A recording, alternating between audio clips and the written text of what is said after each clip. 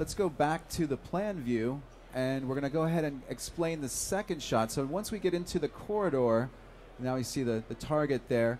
We've got some new challenges that came in, and that was the introduction of some CG elements. Yeah, so we got one of the best shots in the whole spot, I think, is the police guy going through the glass. Using basically 3D there, done in Max. And what was very useful here was the OpenEXR structure in Flame. Yes, so the ability to work with high dynamic range images in the format OpenEXR, which allows a lot of metadata to be passed from the 3D program, in this case 3ds Max, into Flame to basically delay some of those final tweaks and decisions that you might want to make when working with CG. Basically, the 3D was very good. I mean, we were pretty much there when it came through, but what this allowed us to do was the final polishing, if you like. Final. But saving a lot of time. Final, good final. And so here's a look at the rendered CG passes out of 3ds Max. So we've got the beauty pass, and now we're going to wipe on the sort of the solo of that. And now you can see this is the normal map. And there's the matte. We also have the velocity pass, the motion vectors. And then finally the Z depth or Z depth pass, which allows you to understand the position of the 3D, rendered 3D in relation to the camera. So these different passes became really important when integrating those final renders into the backplate, the live action backplate. The interesting thing here is a little behind the scenes on how the CG was generated in 3D Studio Max. We actually have a kind of a recorded Camtasia here. You'll notice that we're actually using the Japanese version of 3D Studio Max here. But again, it's good to know you can get it in different language versions.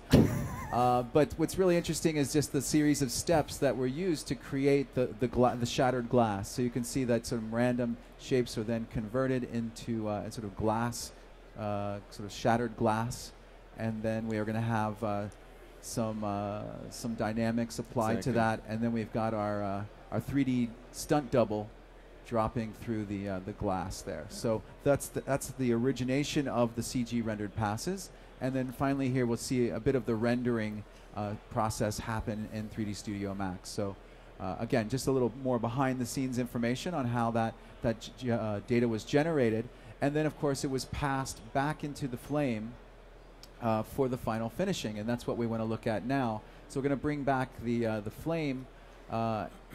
Okay, so where we're actually at here is... actually, I'm sorry, can you go back one? I think I need to go back one because I want to show the render passes.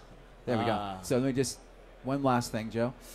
Just to kind of reiterate the importance of the OpenEXR render passes, these are the different passes that Joe's going to be able to utilize now, more specifically the normals pass and the Z depth pass. But these are all, again, very, very useful when working with CG inside of your finishing application. Okay, with that, we're back to the Flame.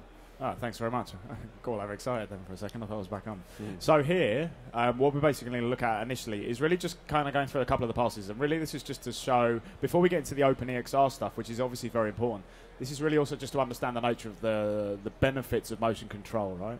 And how, in a particular job like this, the very heavy rotoscoping pieces can be kind of sorted out in Flame. Obviously, it's not going to be a massive problem. You can see here, there's guys with legs on sort of poles. There's also the guy here on sort of on his ropes. And the thing is, you can do here is you can obviously go through and we can look at the different passes. So here's the actual clean pass, and we can see that there's a lot of tracking data and various other bits in here. So it was obviously much easier for us to handle this when we were looking to do the sort of tracking work.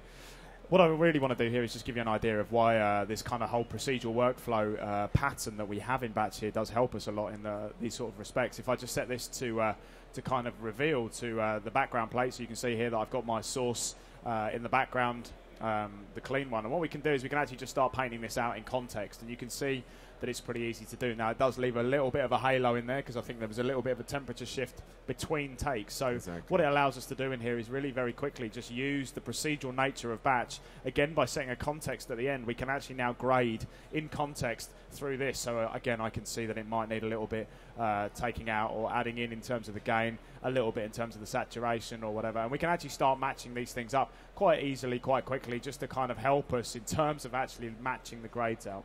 And And imagine it's something that was very useful with the batch paint there, because we had a lot of the plates were being rescanned. So we were getting new scans and we could just feed them straight through. Absolutely. And of course all the paint was It will scale, or it will obviously it's work vector, underneath. so you can just have it replaced. And I guess Absolutely. there was a lot of roto that had to happen before you could place elements into the scene. You had to take a lot of those wires and rigs out. So how long would that process take? I meant to ask you, how long was this project from start to finish? It's about 100 man days. I think it was 5 of us that sat with it for about 4 weeks. So. Okay, so a month with 5 and people. a very understanding, beautiful girlfriend at home who, who put up with Who her. didn't see you for I didn't a month. see her for about a month. Yeah, absolutely. Nice. Great. So what we're going to then do is we're just going to move on to the OpenEXR stuff we were just talking about here. Now, the way that Flame handles this is very, very nice. Just drag and drop into the frame store now. Very, very easy to use. And it does give us, obviously, access to a number of different things that, allows us to integrate the CG in this very kind of dynamic 3D VFX pipeline. If we come over to here now, what I'm going to do is I'm going to load these all up together. And we've got this nice little function in here that will allow me to load a selection as a group. And what we're going to do is we're just going to feed that into an action node. Now, you can see over here, if we just look at these, you can see that we've got various passes. So we've got some alpha, we've got the beauty here, we've got some normal stuff and some Z depth, and we've also got some vector motion stuff as well. So there's plenty of stuff for us to work with here. It's one of the nice things about having this integration between CG and 2D. It really does help us to build these things out.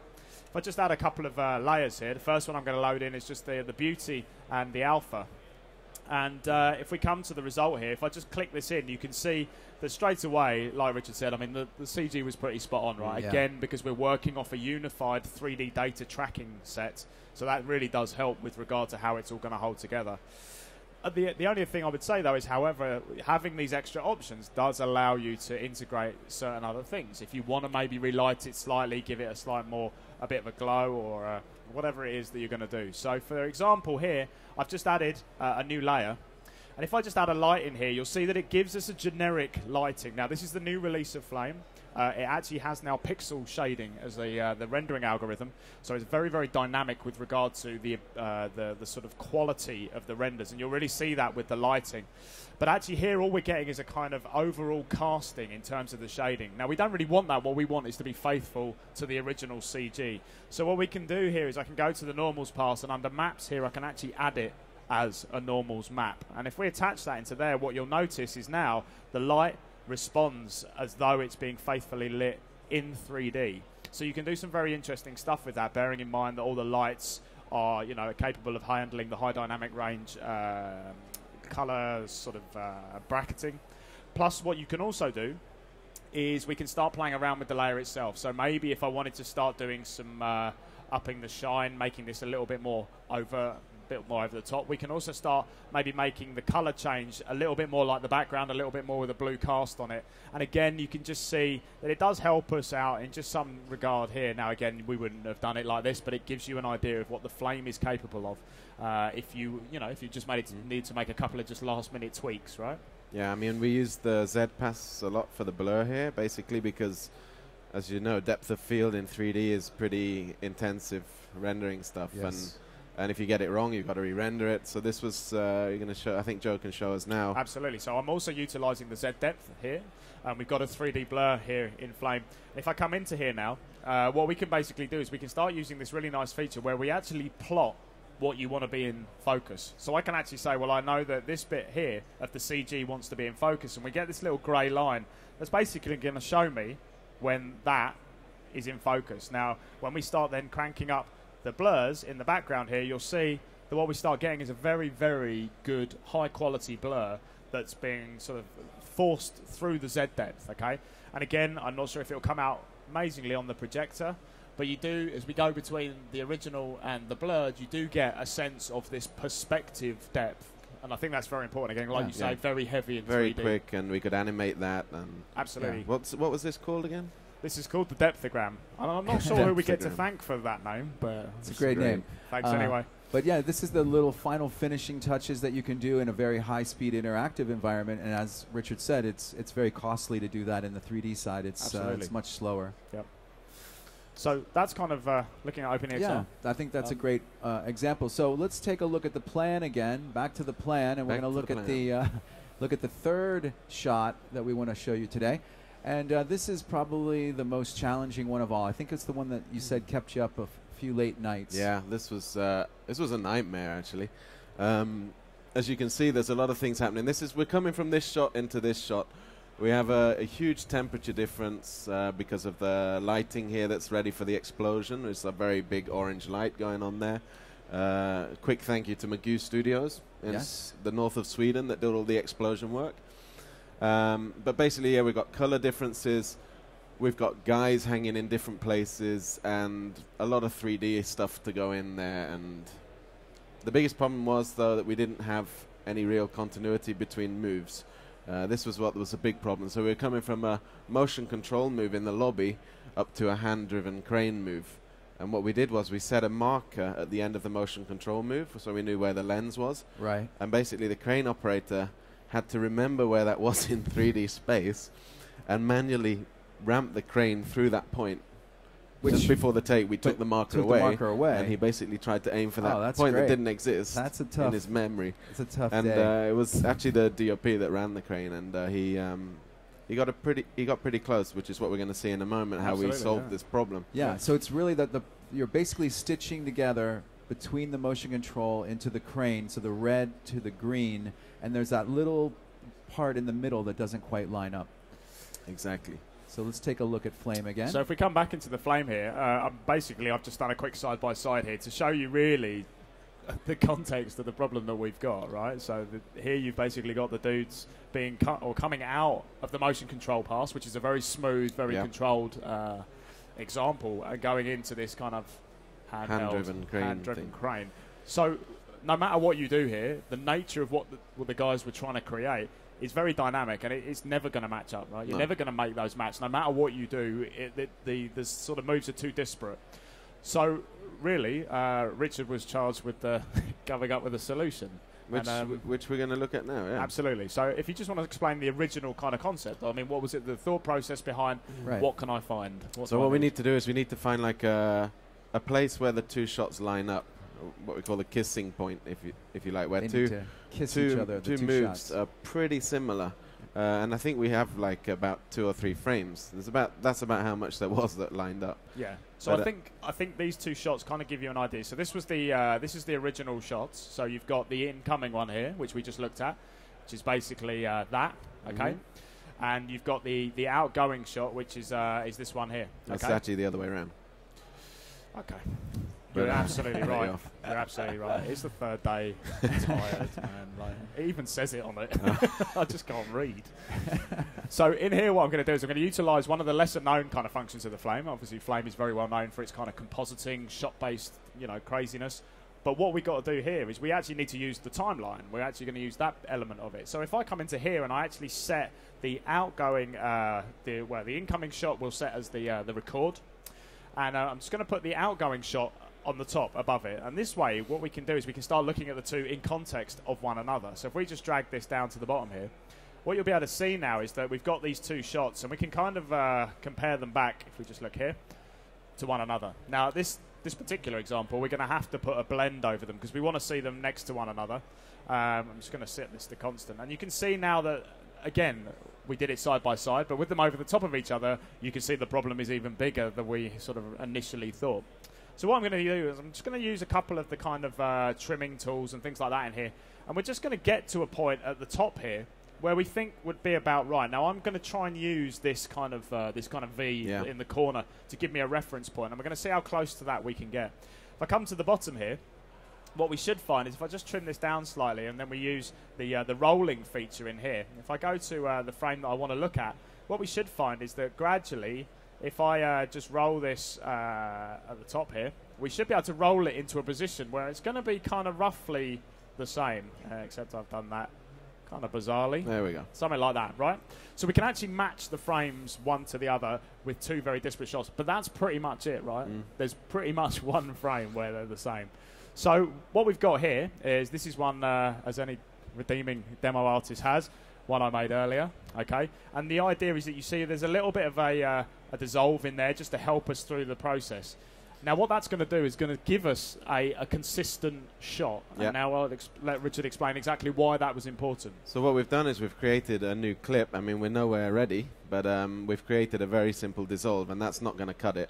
But the problem we have here is we've done a 3D track on the first scene, and then we've done a 3D track on the second scene, but they have absolutely no continuity in 3D space. They don't respect the scale or the space. Right. There's no way we're going to create a 3D track that's going to work by mixing those It's two. basically two different cameras that you've generated, but they Exactly. still have no commonality. So what we've done here is we've created a new clip, and we're just going to throw it at Flame with a bit of brute force and just say, can you track this for us? Yeah, And I trick like the flame. terminology. Just throw it at it. Yeah, just So- trick it into thinking that's one shot Exactly. made with one camera. So Yeah, what we're which going to it's do not. here, exactly like Richard says, we're just going to throw it into the 3D tracker just to see what Flame makes of it, okay? And kind of here, this is where Flame is so very important to, a lot of these kind of sort of projections or these kind of jobs, because basically what we're trying to do is we're trying to fool the system into thinking that it can handle this one particular move, right?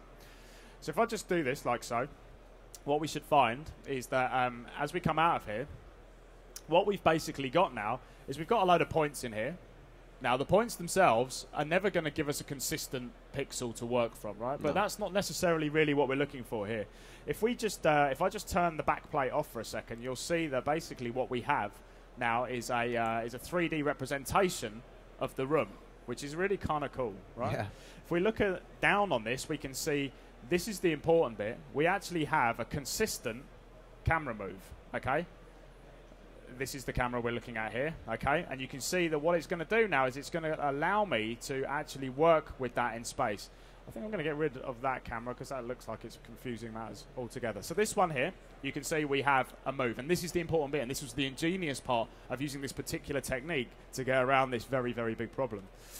So in here, if I come out of there now, we turn the back on, and I actually just generate like a white frame or something. Yeah. What we need to do is to try and replace the guys in the scene. So again, we I'll have let you explain we why. have another big problem. So now we've got a track, but the problem, what we're trying to solve, is that this guy here in the orange pass, the B pass as we call it, he's already in shot when we get to that point, So and the we need to takeover isn't a clean takeover. we right? need to create him coming into that position, and that's what we're going to do now. Absolutely. So the way that we're going to do that is because we now have a 3D camera that kind of rebuilds the scene on like the basis of like a 3D matrix. We have various things we can now do. If I load in a white frame, we have, it will take care of that information. And what we want to do is we really want to replace these guys with something that we can kind of eradicate them from the scene and then reintroduce them.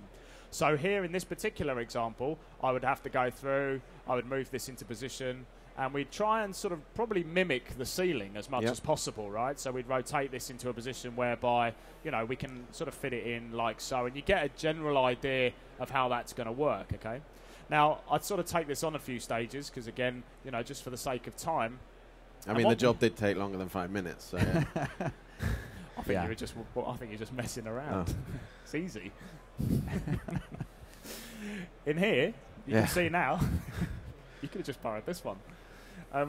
You can basically see that we've got in here one that's been, prepared earlier so that we can just show exactly what we've done. We've replaced the ceiling with a white frame. And again, we're going to rely on our old friends, the projectors, Exactly. right? So we're going to find a frame here. Absolutely. We're going to find a frame where we see the guy when he's already in the shot, and basically what we're going to do is project that onto our white plane back in time to bring him into that position. Absolutely. So I think the frames that were kind of good, we can always go through here and we can just have a look through. But if you basically get to maybe, I think it's around frame 100 or something like that, you can see that they're in shot. So that's a frame we know we're going to be able to use. If we go to there, and I'm just going to lock that frame at frame 100. And now if we introduce a projection into that, what we're going to have is something like so. Now, again, this is where the kind of the capability of Richard's imagination and using the Flames tools was very, very important. Because again, here's a projection, but for me to try and place this in the scene is going to be a nightmare, happen, right? It's never going to happen because it's never going to match up the way that I want it to. So what we do is we're going to take a copy of the camera, the 3D camera, yep, basically, and we're going to go to that frame which is our still frame, which I think was 100. Yeah, frame 100. And basically delete every keyframe apart from frame 100. And the way that we do that is by, if I just show you here so you can really see exactly what's going on, if we go into to this camera and I open out the data, we've got a button down here that just says keep. So we literally keep that one animation point. And what that does is that sticks this in exactly the right place, right? So we're still using the 3D tracking data, but we're using it on a single frame. Therefore, there's no replication. Therefore, we don't get this craziness going on in here. And you can see what that does now is it allows us this ability to kind of replace these guys in the scene. So then we project him there, and basically when we come to that frame again, we're going to just dissolve back to the original take. Absolutely. So you get through this problem of having to worry about the actual move being so disparate, right? If you take this on, I think the great thing about this technique is it then allows you to actually completely rebuild the entire scene. Okay, so if we actually go to here, and we just look into here, what I've actually got in here now is the entire scene with the guys in it. So you can see, if I turn the icons off here, what we've actually done is we've also rebuilt in the edges here, so you can see, again, it kind of helps us get around the temperature shift and other things like that. But fundamentally, it's using exactly the same technique. If we look at the schematic, it's really just a collection of cameras and projections. And this is such a great tool. Absolutely. Use it all the time. It's an amazing use of the tool set. And again, you got a lot of respect for the imagination that came up with it. Yeah, it's just amazing. And Richard, we like to refer to you sometimes as a Jedi because you're able to come up with these. Well, because I'm short and stubby. No, because of your mind, how it works. All right. So with that, maybe you want to play. Actually, you want to play that section again? Yeah. Sorry. Yeah. So what you end up with here is this final bit here. And like Richard says, we do dissolve back to the original shot once we've done that. We've rendered out that piece. And you can see once you've got all of the other elements in, it really does kind of work fantastically as a move, right? Great solution to that very interesting problem. Absolutely. The other thing about this project that you mentioned that was quite interesting was some of the extra deliverables that needed to be required, like the hotspots in the online version. So the whole project was based on web. It was going to be a website.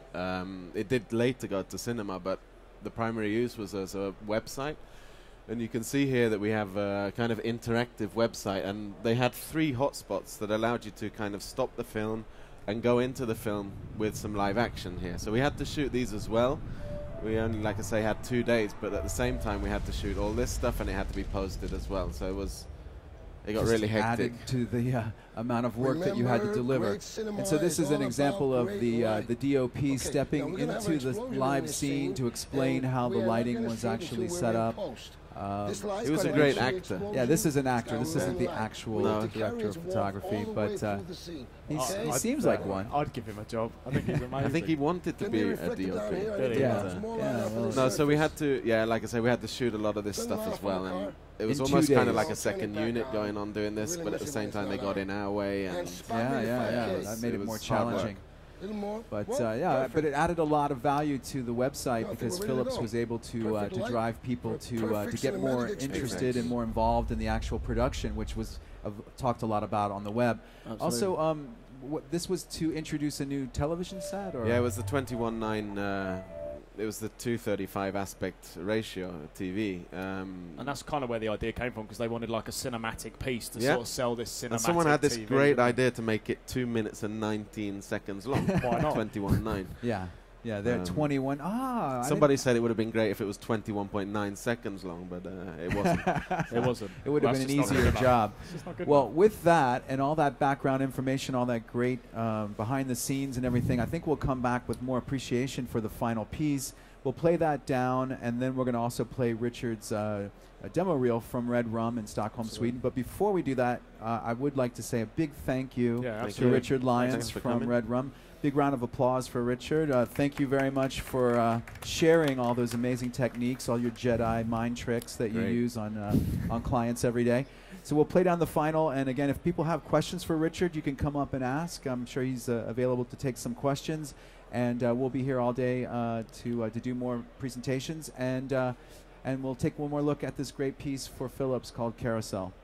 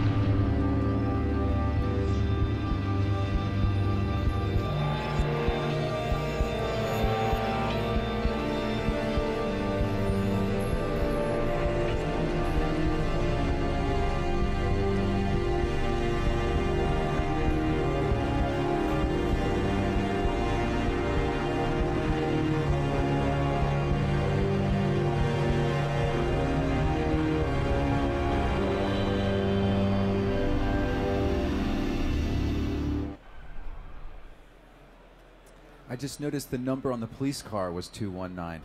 Yeah. That's crazy. You didn't even notice that. That's crazy. All right, and then we're going to take a look at the room.